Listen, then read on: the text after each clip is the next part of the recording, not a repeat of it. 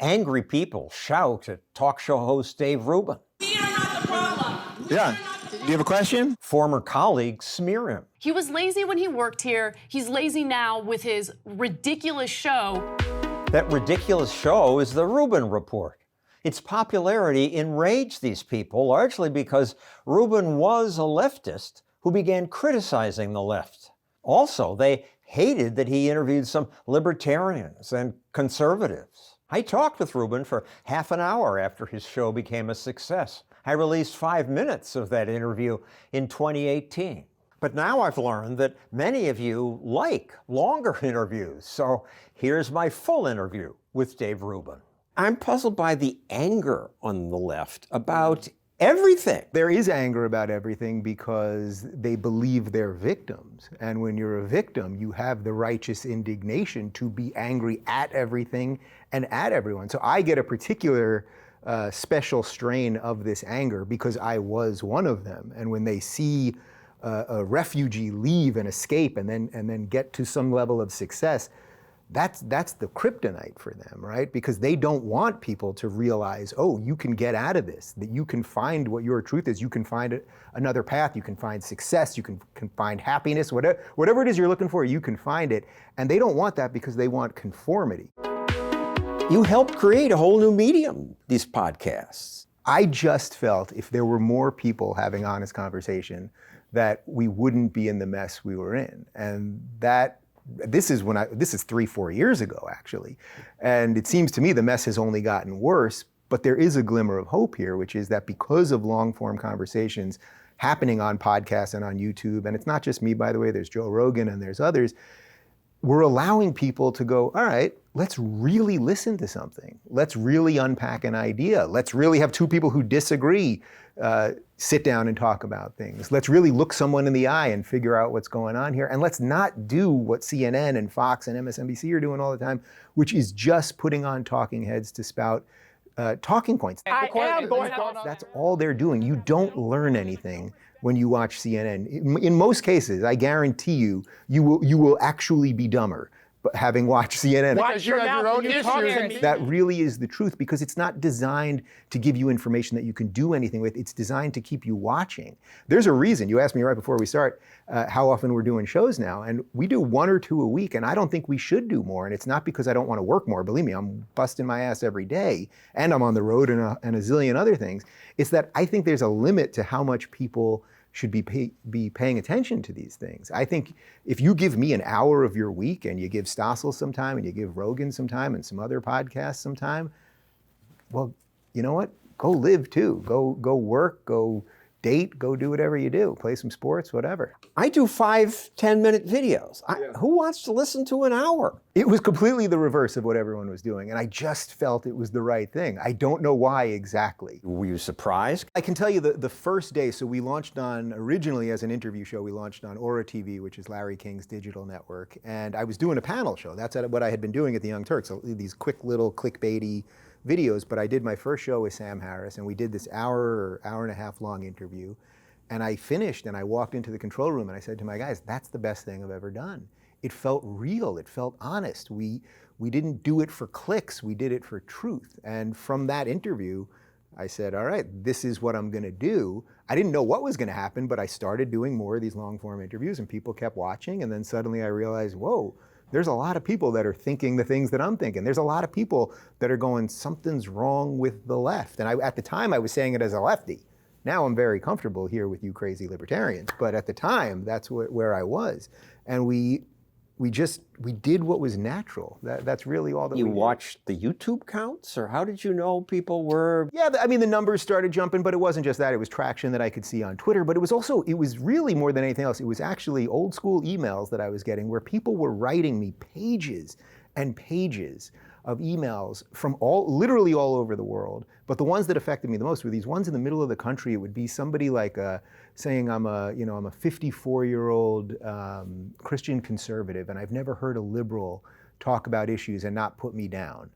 And I thought, well, now we must be onto something. And it was just by doing what I thought was right. I don't think I have all the answers, but I'm happy to talk to people and treat them with respect if they'll do the same for me. So that's really when I started realizing something bigger was happening. You're now criticized by the left as being too cozy with the right. I would say that generally speaking, the left-right paradigm or the left-right dichotomy, whatever you want to call that, it doesn't really fly anymore. I think you basically have libertarians, and I mean that in terms of people who basically want to live and let live, and then you have authoritarians and people who want the government to control things. I don't know where that really falls left-right anymore. Since I started down this political evolution, where I've now connected with people like you and conservatives like a Ben Shapiro or a Dennis Prager or Larry Elder or just any of these people, some of the Fox guys like Gutfeld or Tucker, everybody, for all the differences that we might have, I'm pro-choice, most of them are pro-life. You know, I'm against the death penalty, most of them are for the death penalty. They're all willing to sit down and discuss ideas. And we all, I think, agree on one thing more than anything else, which is within the framework of free speech, which is that we want to live in the same country. I want to live in the same country with people who disagree with me. And the problem that the left is having right now is if you deviate from whatever the given moment of feelings are, they will expunge you because they say they're for gay people, they're for Muslim people, they're for women, except gay people don't all think the same thing. Muslim people don't all think the same thing. Women don't all think the same thing. They wish they did, but they don't, so you gotta boot everybody out. So what they're doing is they're creating the widest tent ever, because I see a tent now where you've got some of the Trump people, you've got the libertarians, you've got some of the never Trumpers, you've got conservatives, you've got classical liberals, who are all coming together and going, let's talk about this stuff. And then you've got one group that's just basically become a monolith of groupthink. And I'm much happier to sit and disagree with somebody if we can do it honestly and with a little decency. My experience was, when I went from left to libertarian, was that the right was willing to argue. Yeah. Hannity would have me on his show to argue about something. The left just didn't want to talk to me. I was never on NPR. The fundamental reason for that is that the right or conservatives, libertarians, whatever it is, if you believe in the individual, then you fundamentally understand that individuals are different. So you are willing to sit down with someone different than you. Even though I know you and I agree on most stuff, if we did this for hours, we'd probably get to a place where we're about 80%, let's say, in agreement. But I know that whatever those disagreements might be, if we do this again next month, or you come on my show in 2 months from now, we could have the argument. And guess what, Stossel? Maybe I'd move you a little bit on something and you might move me. That's a beautiful thing. And I see that right now. I see real fertile ground with the group that is always called the intolerant group, the conservatives. I see some tolerance there, and I just don't see it on the other place. But please, guys, if you're watching this and you're a lefty and a progressive watching Stossel, please prove me wrong. For more of my content, go to johnstossel.com. I post a new short video every Tuesday. That's at johnstossel.com. The video of you being hassled as a speech. We are not the problem. Yeah. Do you have a question? Yeah, gotcha. You're at the University of New Hampshire. And how do you handle that? Because you don't want to let them silence you, but they'll keep chanting. Oh yeah, they'll keep chanting. First off, often at these events, the people that are there to protest, they're not there to listen, they're there to protest. So they have noisemakers. They're very industrious, John. They want to catch you in one slight misstep of a word. They're screaming at you. You know, there was a moment in this video, which, by the way, just for the record, I did not want this 2-hour video to be posted because I did it and I knew it was crazy and these kids were screaming at me and I didn't want to make it about, I didn't want these kids to have to be in public embarrassing themselves. Don't you want to embarrass them for their intolerance? I guess at some level, yes, but I think there's still a piece of me that just wishes we could all be a little bit better. So I did not want to post the video, but then a couple people got a hold of the video and selectively edited it to make it seem as if I was silencing people and the rest of it. So then I was like, you know what, we're going to put it up unedited and let it be. Now, in retrospect, I'm glad we did, and it has millions of views and all that. But there were people there, they don't come to listen, and they then use their free speech to shut down your free speech as at the same time they're telling you how horrible free speech is. The best example of this is there was a woman in the back who is trans who kept yelling at me for a series of different things.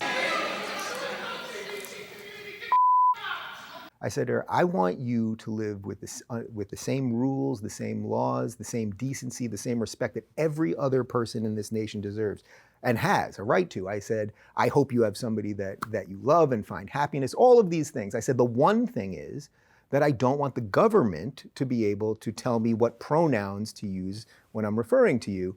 I said, I'll use the right ones. You just can't give that sort of power to the government. Sometimes people are going to be mean. The government can't fix that. She continued to yell at me and curse at me and stuff. I didn't know this till months later. It turned out the woman is a gender studies professor at the university. So a gender studies professor at a university is vocally shouting down a speaker. She was live tweeting it, calling me AltRight and the rest of it. And this is tolerated at universities today. And how did that one resolve? Did she eventually shut up and you got to speak? Well, I just kept going. You can't go over the Black Lives Matter chants. They drown you out. Well, usually they get tired. These people get tired pretty quick. No, but you know what? They stick to a script. And if you notice, one of the things that I did, I made a point of saying to them when some of the kids were, students, whatever they are, when they were right in front of me, just as close as we are, I would say, you know what? They're chanting. I'd say, could you look me in the eye and ask me a question? I'm here. Ask me a question. Make a point. I'll gladly respond. And they can't. And they immediately look away because they can't. They're programmed. And if you can break that programming, then you can get somewhere good. Hate speech does incite violence. Hate speech does incite violence. They chant this because they say, honor right-wing violent people. Well, I certainly don't honor right-wing violent people. I will sit down with most people. There are certain people I wouldn't sit down with for sure. But they categorize anyone who disagrees with them as a violent right-wing person. They think I'm a right-wing extremist. And this is the problem. They call everyone a Nazi and then they keep expanding the definition of what a Nazi is. And then at the same time, they'll tell you it's okay to punch a Nazi. Well, if you can punch a Nazi, can you blow up his car? Can you attack his house? What about his kids? Should they be allowed to go to school? And also, these people are not Nazis. Nazis were in World War II Germany. These people are something else. And by and large, not to say that there aren't racists. Of course there are racists in this country, and of course there are bigots, and there are bigots on the left and bigots on the right. But they've created this boogeyman because it allows them not have to deal with real issues more than anything else. You said the alt-right as fun, call out the bull, mock the power. That's amazing. You know where the funny stuff is coming? From the alt-right. First off, I said this about 2 years ago, I think.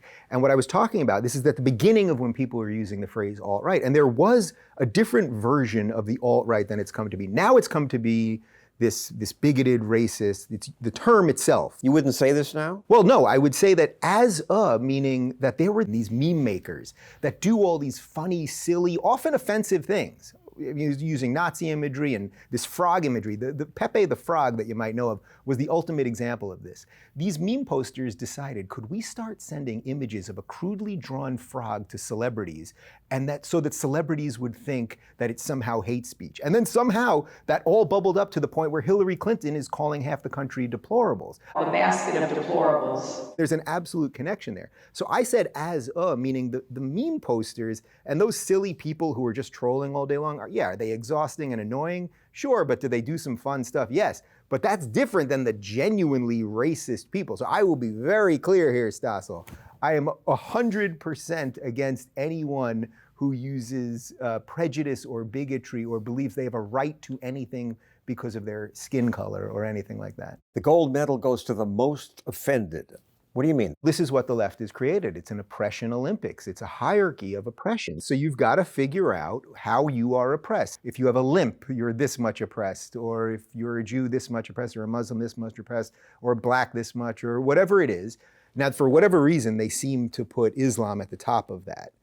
The set of ideas, which is Islam, and then there's people that are Muslims, and you should never be bigoted towards people, but you are allowed to criticize ideas, and Islam is an idea, like Christianity is an idea, and Judaism's an idea, and a political party has a platform, a set of ideas. You should criticize those just like you should criticize any other set of ideas. So what specifically woke me up was how they were dealing with Islam, that they were taking an idea that is extremely totalitarian in nature.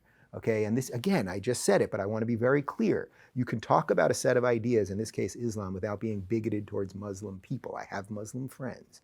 Okay, now you can do that, but still criticize an idea. The left has a strange obsession with Islam because they believe it's a brown person's religion, which in itself is actually a racist thought because there are white Muslims and there are black Jews. Well, they're not powerful in any case.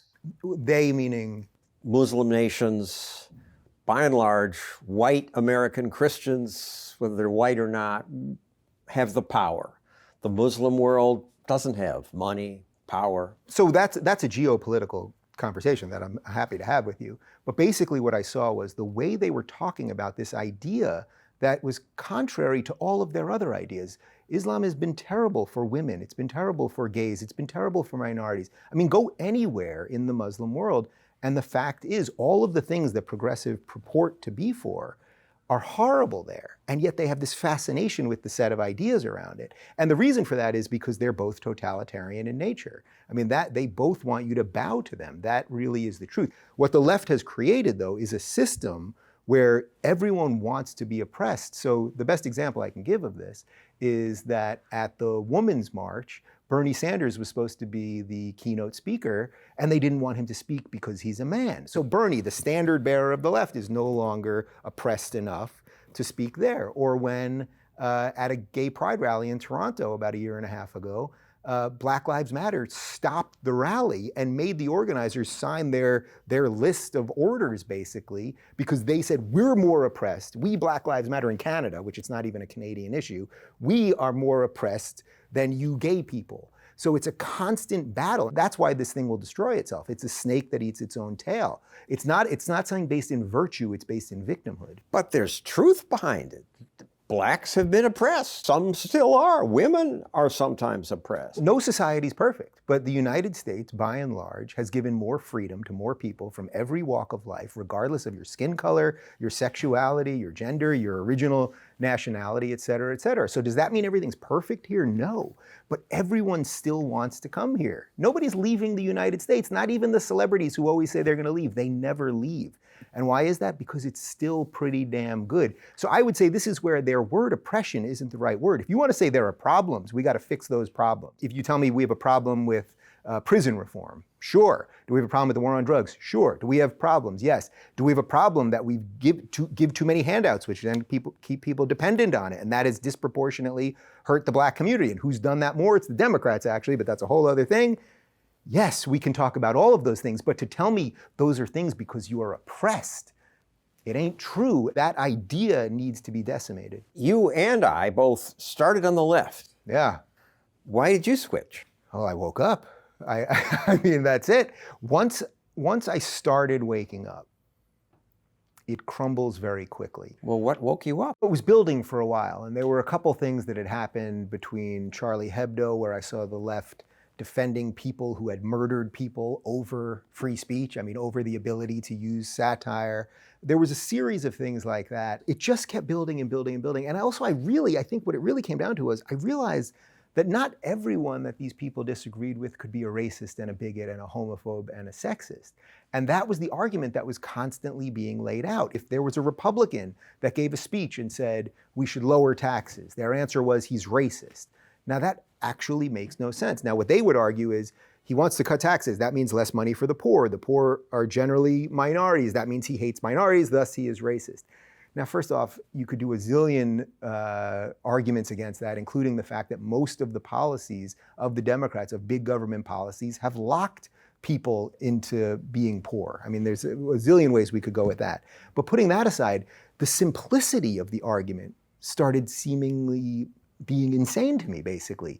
Just because you're for low taxes, just because you're for states' rights, just because you're for individual autonomy and school choice and all of these other things that are really about you getting some of the power back for yourself and keeping what's yours, which is what most people actually want, that does not mean you're racist. When you see through that, what happens is you start realizing this is thrown at us everywhere. And what I would say is you should try to steelman your opponent's argument rather than just label them with something. Take their argument and go, what really is this? Not just take it to, oh, I disagree with them, so they're racist. But once I woke up to identity politics and the sort of laziness of the arguments of the left, what I quickly realized was, wait a minute. These guys are railing against government all day. They hate everyone in government. And yet their answer always is more government. Their answer is always more taxes, give more government more power. If the president could only do this much more, if Congress could only do this much more. And at the same time, you'll say to them, well, what does government do right? And they'll say basically nothing. They'll say, wait a minute, we're wasting all this money on wars. Well, okay, fine, I can be with you on a lot of that stuff. Then what do you want to do? Starve them from their power. And how do you starve them from their power? Keep your money for yourself. I believe that you, John, can figure out what to do with your money better than I can, and certainly better than some middle management government guy can figure out. So I think quickly what's happened, and I see this all the time now because people come up to me all the time and they go, Dave, I've had a political evolution very similar. I was a hardcore lefty, but I always thought that I was liberal and decent and tolerant, and now I don't see that over there. And they very quickly, you can make that line from that to libertarian very quickly. Now the difference that maybe some of us might have, and this is why I still consider myself a classical liberal, is I do believe there's some role for government. I believe the role for government is basically what the founders laid out. We have to control borders pretty much, and we have to make sure the states aren't warring with each other. But the beautiful system we have here where the states can figure out what's right for them, that's incredible. We have this amazing experiment happening all the time. One state has legalized weed, one state doesn't. Well, if you want legalized weed, move to that state. If you don't want it this way, then don't live there. One state tax is high, one state has better education. What an incredible system to figure out what's right, because otherwise, you got to leave the country if you don't like what's happening. And you just saw this? I saw how it was so couched in the free speech discussion. They do not want people to talk about religion. They don't want you to talk about ideas. This is why they're obsessed with political correctness and word policing and all of these things. And what I realized was that the real issue here is free speech, that you have a duty as an American. You don't have many duties, but I think we have the prime duty to defend our right to free speech. There's a reason that it's the First Amendment, and it must be defended. And we have to be able to criticize all ideas. We have to be able to fight for what we believe in. And we have to be able to do that so that we don't start fighting with guns, which is what will happen next. For more of my content, go to johnstossel.com. I post a new short video every Tuesday. That's at johnstossel.com. But people on the right also want to shut down free speech. Donald Trump says there should be a law against flag burning. There are no laws being passed that are stopping free speech. And of course, the First Amendment is about the government coming to take away your free speech, not a private citizen or a private company doing it. They put warnings on some of my stuff. What do we do if they just cut us off?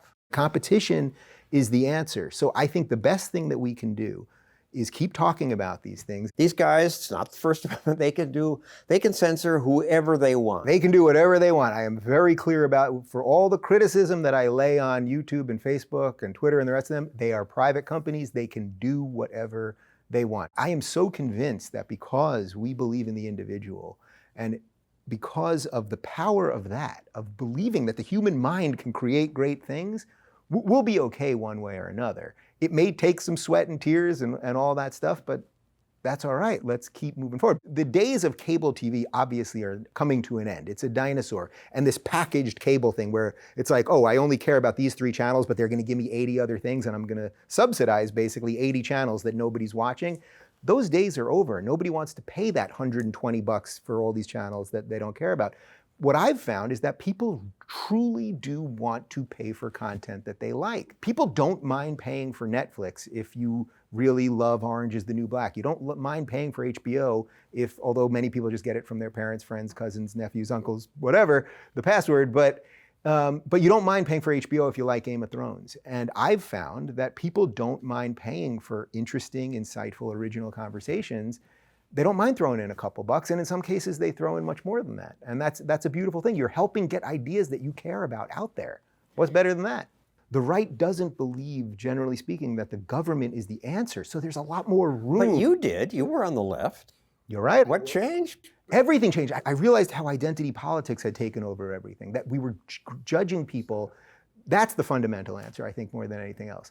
That when I really understood what identity politics was, that we're always grouping people in whites, blacks, Asians, it is contrary to the very nature of what America is, this incredible experiment where we have taken all of these people from all over the earth and did this thing called the melting pot and did this multiculturalism better than anyone has done it ever. Nobody's done it better. There's a huge set of people that love to just crap on America all day, but no one has done this better, right? I could look around this room and your staff. There's people of all different walks of life here. It's a beautiful thing. And nobody's walking around going, oh, you're from here, and you're from here, and you're from here, and I'm going to treat you differently. So the only thing there is the individual, and that's what we got to focus on. Sticking with identity then, how does being a gay man fit in with this? I am what I am. I mean, that's it. I don't want to be judged by that other than I happen to be married and you're married to a woman, and that's great. And all I think gay people wanted, or all I can tell you what I wanted, was equality.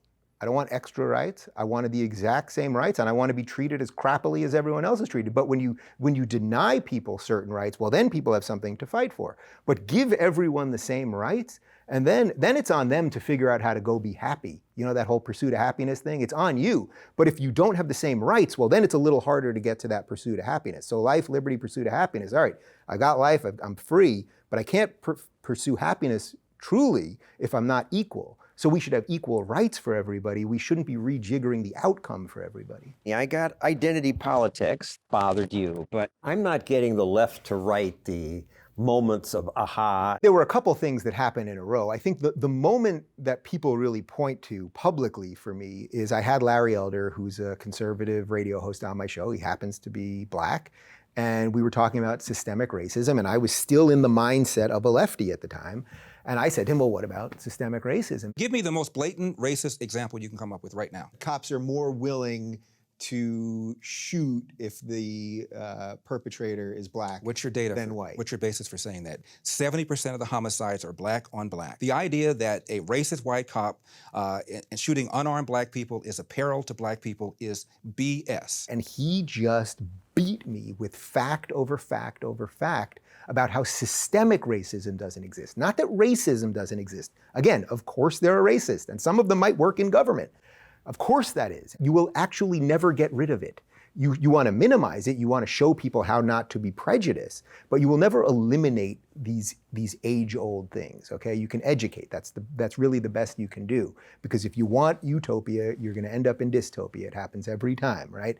So I think Larry Elder sort of beating me about systemic racism really was the moment that I was like, maybe I have thought about these things wrong. And then very quickly I realized, all right, as a liberal, I believed in gay marriage because I want people to be treated equally, but a libertarian has actually a better argument for gay marriage, which is that the government should have nothing to do with this. That's actually a better argument to me than I just want to be nice to people or something like that. The argument is live your life how you want. The only way you can do that is through a limited government. And then once you realize that, then some of these things about taxes and states' rights and all of these things to bring everything back to you as much as possible so you can control your destiny, so that you can live in a place that has the same values that you want. And if you live in a town where the baker won't bake your gay wedding cake, well, that sucks. It does suck without question. But is the answer to give the government power to tell a private person what to do with their business? No, the answer is use your foot vote, leave. And again, I know that's tough. I get a lot of crap for saying that, but that really is the answer. If you live in that little town, you got to get going then. It's on you. The answer isn't just hand away your personal responsibility to the government, because the government most likely will not fix it. You know, the right wing loves him now because he's a puppet for the right wing. He was lazy when he worked here. He's lazy now with his ridiculous show. These were your friends. Oh yeah, I lost friends. I still lose friends now. I mean, it's incredible because this goes to the laziness of the argument of the left. They truly believe, and I don't mean everyone on the left, but I mean what has become the sort of main apparatus of the left. They believe that if you disagree with them, that you're evil. Dennis Prager has a great line on this, which is that the right believes that the left is wrong and the left believes that the right is evil. That's a huge difference. I don't believe the people, even these people that I'm very frustrated with right now that I used to be part of, I don't believe they're evil. I believe they're misguided. They believe that a lot of people like us are actually evil. And they create these boogeymans like the Koch brothers and all of these things. And it's like, that you got to get away from that. You got to get away from that. But yes, anyone that's watching this, that's having their own awakening, you will lose friends. You might lose family members temporarily, or sometimes in perpetuity. But I would rather live and stand for what I believe in than just bow forever. And that's what they're asking you to do. They're asking you to bow forever. And what they don't realize is they'll be the ones bowing one day, because the thing will keep turning. And eventually there'll be some new thing and they're going to go, wait, that's not good. That's not right. But those hysterical people that they bred because of the ideas that they're using now, they're going to come for them too. So that's where it will implode. And I guess there's a little silver lining there. But the question is, how much carnage do they create in the process? Thanks for listening. New episodes drop the first and third Mondays of every month. You can subscribe everywhere you get podcasts.